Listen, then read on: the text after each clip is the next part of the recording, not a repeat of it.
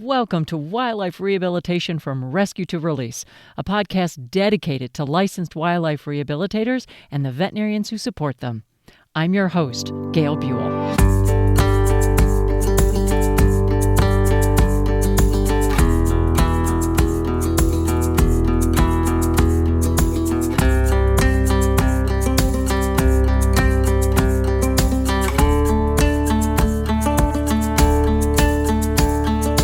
So today we're going to be talking to Amanda Nicholson. She's the Senior Vice President for the Wildlife Center of Virginia.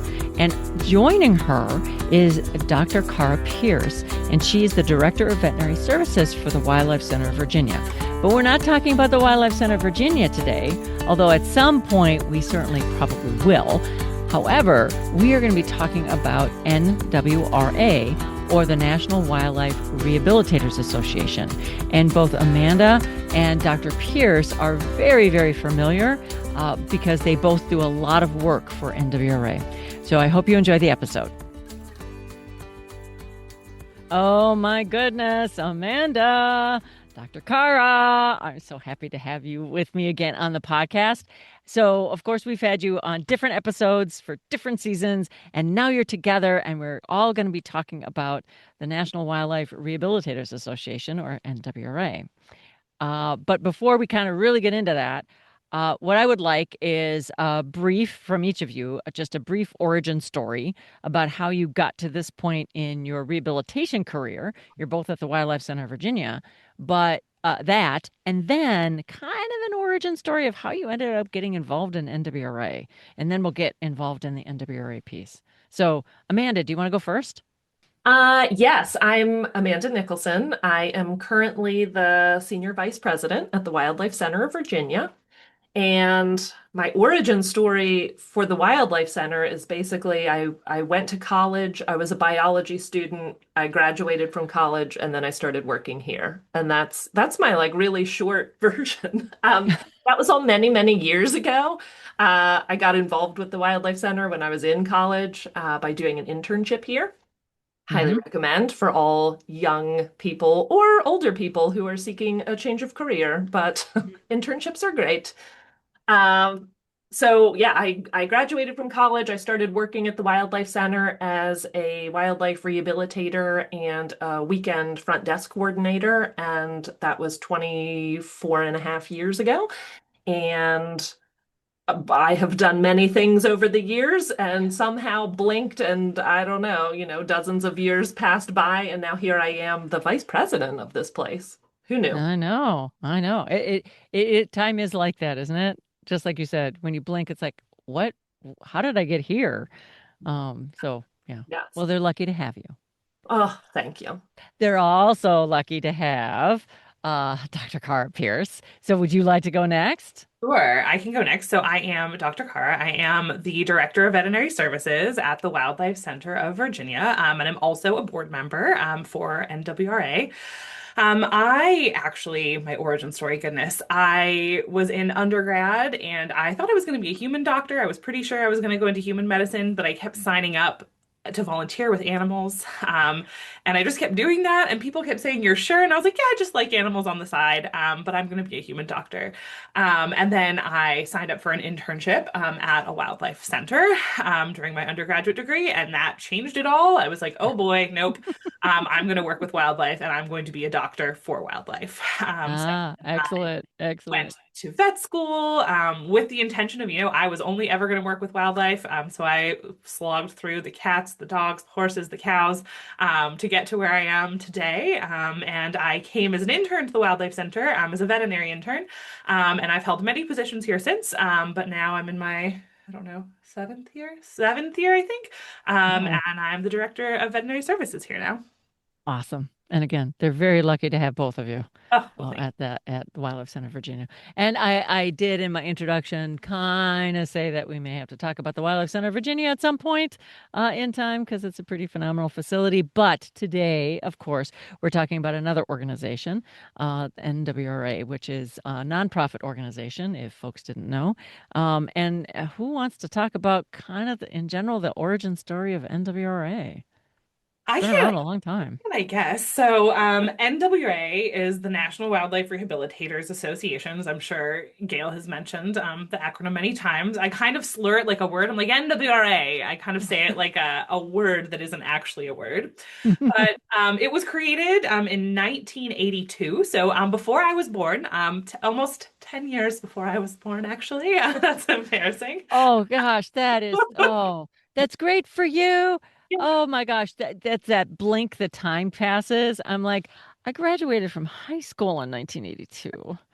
Oh, I was okay. Anyway, But anyways, it was created by a group of rehabilitators who saw a need for a national organization to share knowledge and establish standards for the care of wild animals because the field of wildlife rehabilitation was starting to, grow and develop.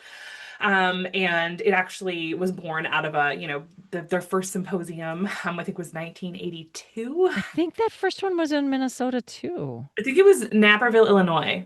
Oh, yes, it was. It was. And I didn't attend. I wasn't involved in rehab at that point. Um, but it was. But why I'm thinking about Minnesota is because NWRA started in Minnesota. Yes, yep, that's where we're incorporated as a Yep. nonprofit. And yeah, it's a long-standing organization, of course. It started with a group of rehabilitators who wanted to, share knowledge and establish standards and make sure wildlife was getting the best care possible. And I think it says on the website there was like 19 of them started as the official first board of directors. And there is Wow. still one person on our board today who was one of the founding members of NWRA, and she has stuck with us this whole time. Elaine Thrune, she is the historian of NWRA as well, I would say. So hopefully I'm doing this justice, Elaine, when you're listening to this. I know you could tell a much better origin story than me, but long story short, is an organization developed for advancing the profession of wildlife rehabilitation, which we're so passionate about. The interesting thing to me in really thinking about that is, so I remember 1982. I remember NWRA birthed in 1982 because so was the Wildlife Center of Virginia. And I know Mhm. that there are some other like long-standing, still existing, well-respected wildlife hospitals and facilities out there who also got their start in the early 80s, right? It's when people Mhm. were really starting to like recognize this need and incorporate something official and create something. But I think the interesting thing about NWRA is, as some of these other places were being born and figured out on a state level, not Mhm. even a state level, a really localized regional level, NWRA was a group of people who were already doing the wildlife rehabilitation and saying, hey, we need something more national, which means like Right. they were all in this world of wildlife rehabilitation even earlier than that. Right. And yeah, a lot of facility. I think you're exactly right. 70s and late 70s and then early 80s, like you said, a lot of organizations were born. But what you just said was so interesting to me that there were people, 19 of them originally, that said they looked beyond their own organization, beyond their own individual rehabilitation, and said, we need to do something to help us, whether it's best practices or whatever, or just helping others know what they should be doing or have places to ask questions. So that to me is really interesting that, and all of it's important, but the fact that they reached beyond what they were individually doing to form this organization, I think Yeah. is significant. So, yeah, thanks, Amanda, for bringing that up. And the fact that I'm old. Appreciate that too. Yeah. That's our Um, takeaway. The takeaway is time is a thief. okay. So was NWRA always a membership organization? Do you know? That is a great question. Yes, to my Yeah, knowledge. I think Yes, so that's too. kind of how it started was to support members and make sure that we could share knowledge and make sure that members had a network of support.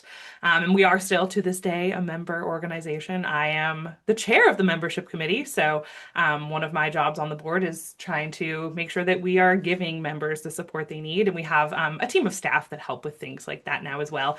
Back in the day, when it first started there was not staff. There was just a team of volunteers and Mhm. committee members, volunteers, board members that were volunteers, and they worked to put this together and provide benefits and all that. And now, like I said, we have, staff that help with things like that. But there are so many wonderful, wonderful things we offer to our members now, which is very exciting. Okay. Well, maybe we'll talk about kind of what's being offered now. We Yeah. know that right away, symposium was high on the list of what needed to be offered to people. And like you said, in 1982, there was a symposium in Illinois, but a symposium. And it's certainly a hallmark or a cornerstone, would you call it, Yeah. of what NWRA does is the yearly get together, basically. And I think it has become, wow, it's so much bigger than just saying, come together and get some classes, right? And get some knowledge. Yeah. I know for me, it is this wonderful place that I can get a lot of extra learning. I am also doing some speaking as well. Learn to love that too. I can't believe that, but I have. But what is really important to me for NWRA is getting to see a lot of my friends that I Mhm. haven't seen for a year, that I might be seeing on a Zoom screen or talking to or asking questions of, but I don't get to see them and spend some time with them, not just in class, but doing fun things like escape rooms or dinner or going to a class or going to a workshop together. So I think that it is just from my perspective has just grown beyond just let's go to classes and learn some stuff. Would you guys, how is it from NWRA's perspective? Yeah, I mean, personally, I will agree with you. From a personal perspective to start with, I mean, I agree 100%. It is the year I look forward to every year, and I know Amanda feels the same way that I see former colleagues and former interns and Mhm. friends that live far away that I don't often get to see. And these are all friendships that have been forged in the fire of wildlife rehabilitation, Right. which is a very strong bond, as we all Mhm. know, if you're in this field. If you've worked with someone and bonded with them in this field, it's a strong relationship that you usually take away from it. So for me, I love that year. I love that week. It's an exhausting week. I always am so tired at the Yes. end of it. I feel Yeah. like because there's so much you want to fit in, right? You want to learn as much as you Mhm. can, see everyone you can, share as much knowledge, speaking yourself as much as you can. So the days are like 14, 16 hours sometimes, and your feet are sore, you're exhausted, but it's so much fun. And it's wonderful learning. And from an NWA perspective, I agree. I mean, we were talking about this the other day. It's like our flagship event, right? This is the thing that we Mhm. are very well known for. Um, and I that was really, really impressed upon me this last couple of weeks. I'm on the scholarship committee, so I read a lot of the scholarship applications. And NWRA does have scholarships for people who need financial assistance to attend Mhm. symposium. And I was Mhm. reading all these scholarship applications, and all of the applicants were saying all the things that we're saying. They were saying, I want to go to this event because of the learning, the community, and it was so interesting to see that they weren't just saying, oh, I need to learn about how to care for turtles. They were saying, I want to be part of this community. I want to network. I want to learn. I want to meet the right people. I want to be in the room with the people who know the things, and can share the Mhm. things, which was just really cool to see that is echoed and rippled throughout our field. That Mhm. many many people do feel that way as well. So that was kind of heartwarming to me. Yeah, I I agree. agree. From the symposium is, I mean, it's near and dear to my heart, but for a number of reasons. Karra and I are going through an office move currently at the Wildlife Center as we expand some offices into patient spaces. So that has forced me to clean and purge a lot. So I found my stack of all of these program books from the NWRA symposium just Wow. last week as I was moving. And I have kept them all that I have been able to attend over the years, Mhm. and was reminded that my very first symposium that I attended as a Wildlife Center staff member was in 2004. And Wow. it was in Orlando, and several of us went, and bless Ed Clark, our former president and founder, for sending a group of us down there. I'm like, oh man, we really like, I don't know, I was 24 or 25 at that point. Mhm. Like sending a bunch of 20. 20 somethings to Orlando, Florida. Um, A risk apparently he to learn thought about he could do. wildlife. Yeah. And it was so fun. Mhm. It was my first experience with NWRA, the very first, like what even is this organization and this learning, week of learning. Uh, it was a ton of fun because it was also Orlando and it was warm and we did fun field trips and, got to go swimming in March and those sorts of things. But it was an amazing conference, and I have all these like marks in my program book of like circling speaker names and all of that. And I'm realizing that that also fits in, that dovetails because 2004 was the very first year that I was responsible for the Wildlife Center's annual conference. So Oh, clearly part of the thought there was get Amanda to this and, see some bigger perspective things. And my little brain was already going of like asking people in the future to come to future Wildlife Center conferences. right, Um, right. which speaks to the importance of the networking and connecting with people. But I remember that year, I mean, we latched on to another group of young people who were from Jeannie Lord's place in Oh, in Wisconsin. Pineview in Wisconsin. Yeah. Remember running around with some of those people and just like it was just so amazing to connect with other people who have your very unique career path at such a big scale conference. Hmm. And I think that, yeah, I mean, that just kind of echoes what Karra said too, of like seeing people annually that you don't really get to see. Gail, you and I met in That's how we met. 2012 in Louisiana. Yep. Uh, Oh, now and, we're going back to and now we're going Louisiana. back. And now we're going back to Louisiana. Oh, Amanda. Um, I won't take you on we won't go on the same birding trip that oh, we did when I met you. She kept saying, just a little intel. There were several birders on the trip, and we're all birding and stopping every 5 feet, looking at all these great birds. And she's like, oh gosh, when is this hell going to end? I was so hungry. I mean, I like birds, but I am not a birder, I'll say it. And they were bird nerding so hard, and I was so hungry. I was like, I may perish. I'm gonna lay down. But there were gators around. You wouldn't have been wasted. Yeah, exactly. But I think symposium is like, man, I think of the locations and the memories and the connections, and something happens to me during symposium week of like, I am a very introverted person at heart, but I Me too. just like come out of myself and it's like this week long, like just go hard, go to classes, socialize, go hang out with people, do the field trips, do all the things, sleep very, very little, but make all those connections because I think about how it serves us in our day-to-day lives Yeah. of like knowing people of like, oh, I had this talk with this person.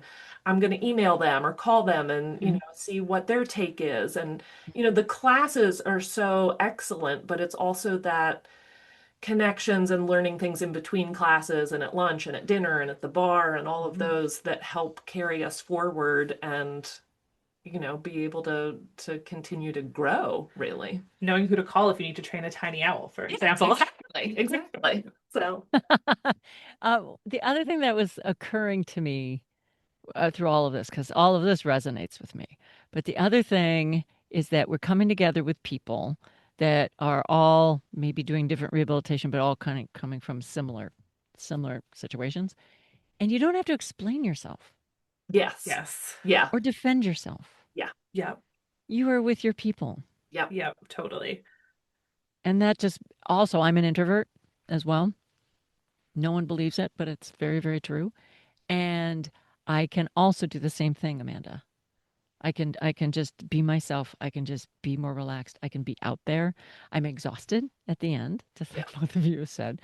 But I think that it is such a well worth exhaustion that it helps once you recover when you get home. It helps you go forward for the rest of the year, Yeah. reinvigorated. I think you hear that a lot too from people who go to the symposium. They're energized. They're ready to go. Yes. They're ready to tackle the next season. Yeah. Um, because now they have new techniques, but they also have new connections and they've been with their friends and they don't have to explain themselves and they don't have to defend themselves. Uh, and so yeah, so it's all those things. And Yeah. we went from membership to the symposium, which is Yes. amazing because I do have more questions about the symposium, and we might as well stay here for a few minutes, and then we're going to kind of go back to, hey, what's the mission of NWRA and all that kind of stuff. But the symposium is a pretty important piece This is the of thing that stands NWRA. out. So it does make sense that we naturally just both gravitated Yeah. there Yeah. immediately. Immediately, of course, of The thing we're course. excited about. So if I'm someone that is either just getting into wildlife rehab or have been in rehab for a while and I am truly an introvert and I don't know a whole lot of people, what is the pitch? Why should I go? And if I'm there, how am I going to go and I see all these people gathered? How do I break in? I don't want to think that I go to this thing and it's just clicks, and I can't make friends or whatever. How should I navigate that as someone new? Oh gosh, that's a good question.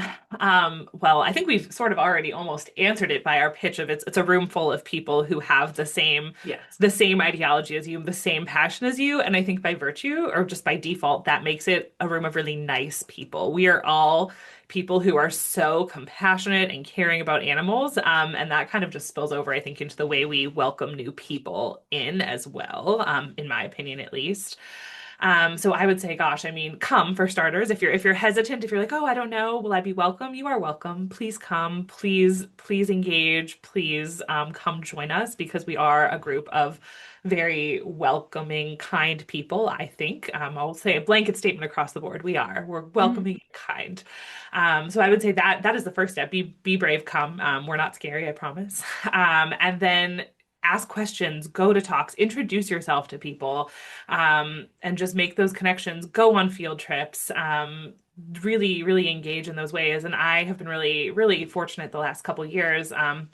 We've had some of our more junior staff get to go to the conference, and I know people at NWA now, mostly because Amanda has introduced me to them, and now I've claimed her friends partly as my friends, hopefully, including you, that's Gail. okay. Uh-huh. But I've seen our younger staff like make connections with people I never thought they would make connections with. They were like, oh, no, this is my new friend from Wisconsin. We're going for dinner. I'm like, that's awesome. Like, that is why you're here.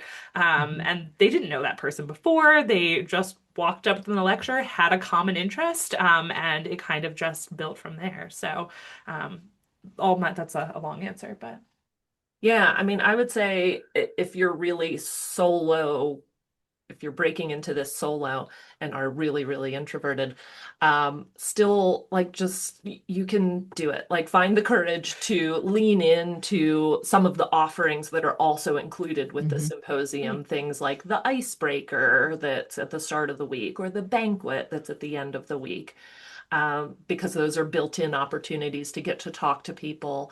And also, these are at hotel conference centers. So my best tip is avoid the strong urge to go back to your room at lunch or at dinner or whatever, of like, I'll just go back to the room.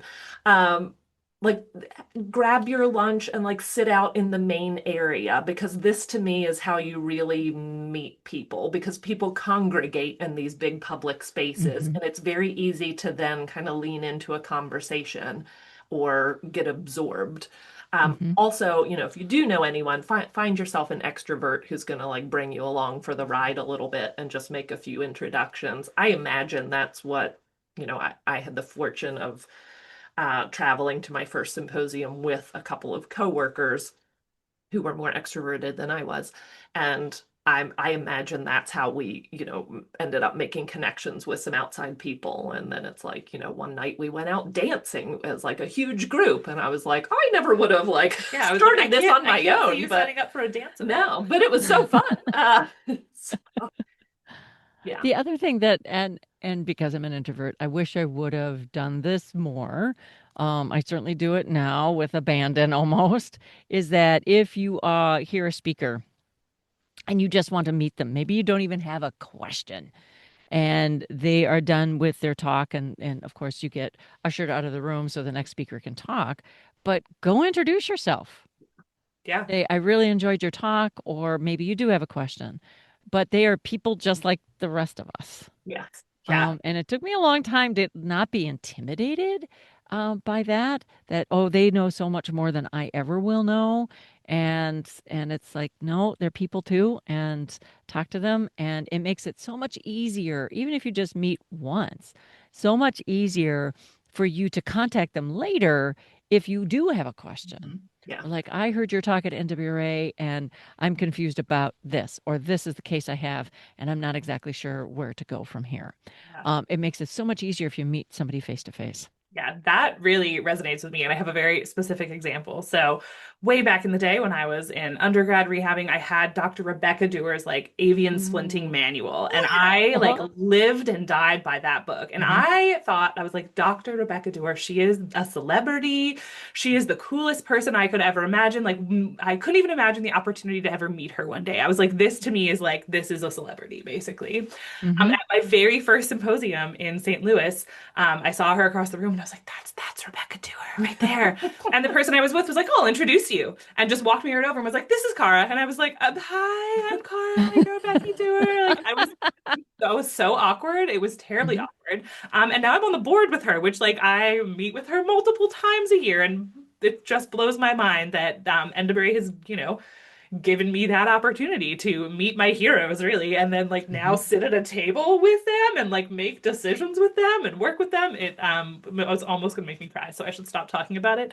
But that's a great example, I think, of I have been so lucky to have that opportunity because of NWRA. So Hmm. Yeah. So yes, it's just, you do have to break out of your shell just a little bit and just know that they are people too. And did you ask her to sign your book? I didn't. I should have. I didn't have it with me, but I could now, I think. Yes, you The could. next time I see her, I'll be like, Becky, if you listen to this, bring your Sharpie. I'm ready for your autograph. I will send her. I will send her the link to this podcast and say, You're at about 25 minutes in." I do think it's pretty funny that we're such a bunch of nerds at heart of like, these really are our people. And these symposiums are sizable, like they can be 400, 500 people Hmm. large, which is a decent size for our profession, I think. But we Hmm. do Yes. have these like celebrities in our own worlds where like in the greater scheme of things, people would be like, this is what? This is a vet who does what? But like in our world, right? We're oh my God, like that's Erica Miller, Yeah. who was my probably example or of like Erica Miller, Erica Miller. And I feel like my Hmm. husband would be like, cool, she sounds nice. And I'm like, You're like, you don't know. You do not know. Yeah, Um, and you know their whole history.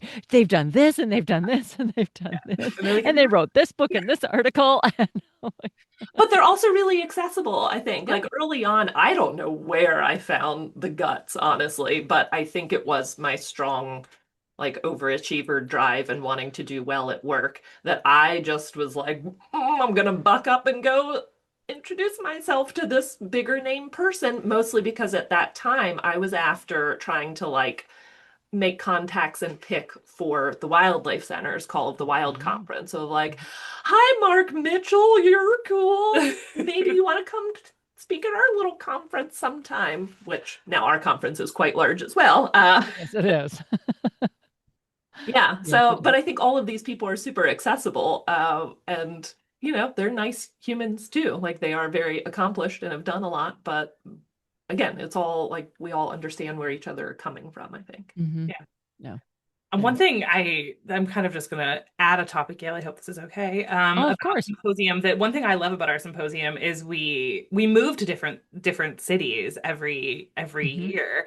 Mm. And every year because of that, I feel like half the people are first time attendees because Yeah. symposium is now in their area and has become Yes. accessible to them. Hmm. Because not everyone can fly across the country every year, right? So Hmm. I love that we do this rotation. To truly be a national organization, to serve a national membership, that we might be on the East Coast one year, on the West Coast, in the South, in the North. And I think that is really a wonderful thing about our symposium, is that it is very inclusive to people all over the nation.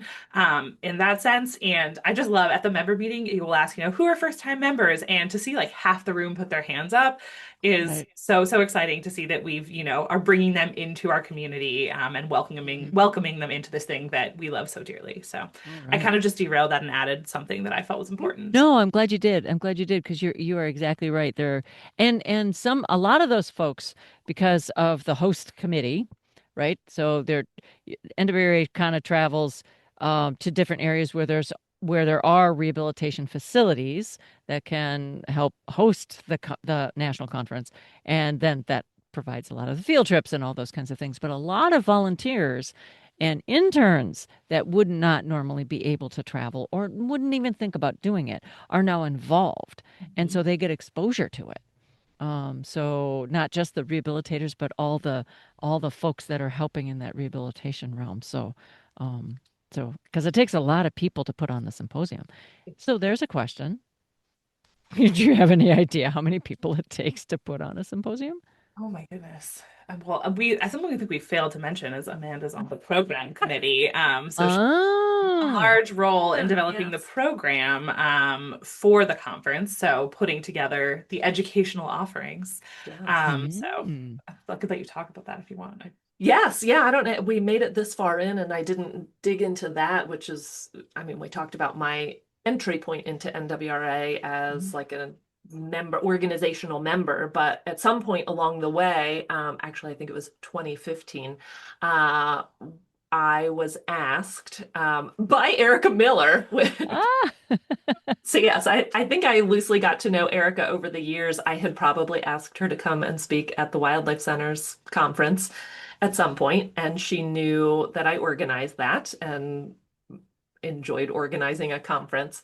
So she recruited me to be on the volunteer program committee for NWRA. So I Mhm. joined that small team of people. I think at that point, I'm trying to remember if there were four of us, maybe five of us, as volunteers serving Mhm. on a committee for NWRA and working with NWRA staff to plan symposiums. So my first one as the program coordinator, actually, Erica not only recruited me to be on the committee, she was like, also, do you want to be in charge of that committee? And I was like, well, I do love a conference. I do love planning events.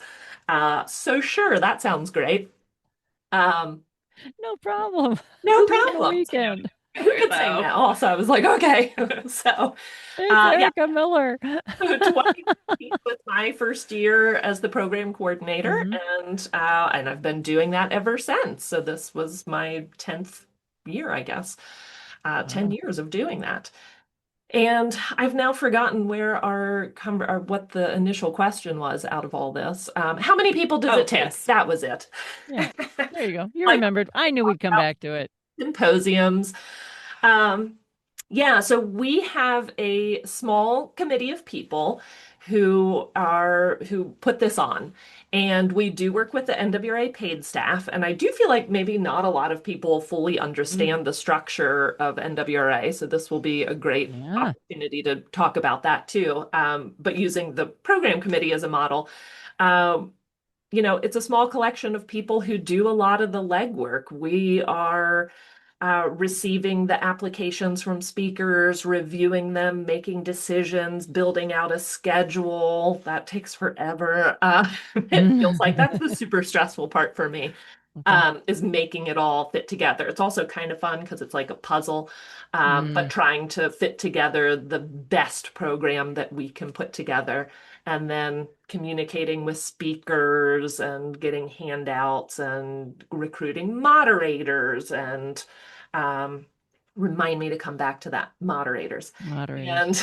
and uh, and just thinking of all of the little things. But of course, NWRA does have a small paid staff. It is, again, a small but mighty organization. Given the scope of everything that NWRA does, we're talking about, in theory, four paid staff members, I think. Yeah. and they do quite a lot of other things too, but we do work with the program manager in particular, who right now is Lisa, and she is kind of the bridge between the paid staff and the program committee. So of course Mhm. she's doing a lot of other stuff, all of the like contracts with the hotel and managing the AV and just like all of the I just was going to say BEO stuff. That's, like the banquet event order, the Mhm. contract of the locations to get all of that set and ready. And of course, then the staff are dealing with the registration, Mhm. which is an immense part of it, of, getting people Right. registered and set and answering questions and all that. But all told, how many people does it take? Oh I my mean, it's a goodness. staff of 4 people and a program committee of 4 or 5 of us, And a lot of volunteers and then a too. lot of volunteers. Right. Karra already mentioned the host committee changes every year Mhm. because we rotate around, but obviously an immense part of the symposium is also on that host committee to help with the actual locational lay of the land of like Mhm. these would be good field trips. Here are some ideas on keynote speakers. Let's help procure bodies for the workshop that uses, animal bodies. I'm glad you clarified that. Yes. Yeah. But animal bodies, What because kind of bodies are we talking about? a Yeah. lot of these wet labs are, people get to practice bandaging or imping or looking at blood work. So it's an immense amount of coordination to like find microscopes and supplies and that sort of thing. And I've helped even day of like we need people to help lay down plastic in the workshop room. Yes. Yep. Yeah, Yep. exactly. Definitely. Yeah. It So takes a small army for sure. And I think the big thing is, as Amanda mentioned, it's a small team of staff and a lot of volunteers mhm. to put it together. So I don't know if I could give you a number like, oh, it's 50 people or 60 Yeah. people, but a lot of passionate people involved. Yes. And we greatly appreciate, anything anyone contributes is so valuable. And we Ooh, here's another pro tip. This Oh, is yeah. my pro tip for getting to know people at the conference and being an introvert. All of us want to be helpful. So I would always get to the conference early because I want to make sure I'm punctual for everything. So, half a day early or something like that. And I go down and wander around or by the desk and by the people, NWRA folks that are busy bees or whatever. And I'm like, do you need help? Do you need me to do anything? I'll help unload the truck. I'll lay down plastic. And if they don't, great. But all 100% of the time, it's been, yes, do that. Yes, go talk to, yes, we do need you. And then I got to know people, Yeah. yeah. but There's being always- helpful at the same time. Yeah. So there you go, pro tip.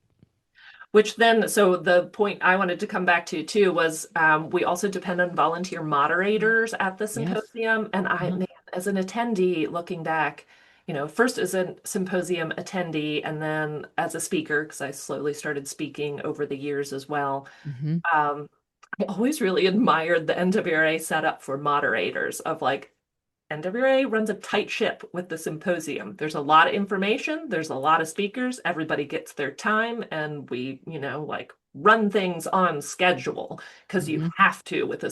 symposium of that size. But I Hmm. think one of the best ways to start volunteering as well is as a session moderator. So basically, it's just committing to a block, like the small mammal track or the water birds track. And typically, these are a lot of times they're 4 hours, sometimes they're even 2 or 3 hours, depending on the schedule. So it's basically you're committing to attend those classes. So it works well if you're like, yes, I am a small mammal person. I'm going to attend these classes anyway. Hmm. But you also get to help serve, just run that track, which is basically about timekeeping, just helping speakers, which is mostly checking in with them, seeing if they need anything, and then introducing them, counting the people in the room, Hmm. showing little flashcards in the air of like, you have 10 minutes left. And then probably the most challenging or intimidating thing, I think, is ending it on time. Oh, yeah. So that it does take a little bit of something to stand up, especially if it's like one of those big name people. But we give you pro tips of like, you get warnings, you flash them warnings, and then you just do the magical thing of like stand up and just start walking toward the front at the end, and then like start clapping. And start So clapping. that is the one little intimidating factor. But also, if you're a Mhm. person who loves having a microphone and just kind of like call in some shots there, then this job is for you. But I think, again, it's a really great way to meet people because you're actually interacting with the speakers and Mhm. just Mhm. checking on them. And, afterwards you can say, oh my gosh, that was great. We should talk later or whatever. It just gives you a good little in for talking to people. Oh, right. Yeah. Exactly. Oh, I love it. I Love it. find moderating more intense than speaking because I have my timer. I'm like, I take it so seriously because I've learned from Amanda, like Yeah. this is a tight ship. You can't go off rail because you will derail the whole rest of the day. So Mhm. I have my notebook and my timer, and I'm very serious about it. I take it incredibly seriously We love it. because she trained me to. And me as a speaker is a nightmare. Yes. Yeah, for everybody at NWRA, because, oh God, here she goes again. She's just going up the rails again. So, yeah, the moderators help bring me in. Okay, oh, you only got 10 minutes. Okay, I'm going to speak faster. Get it all in. I'll just speak faster. I want to thank both Dr. Karra Pierce and Amanda Nicholson for talking to us today about NWRA.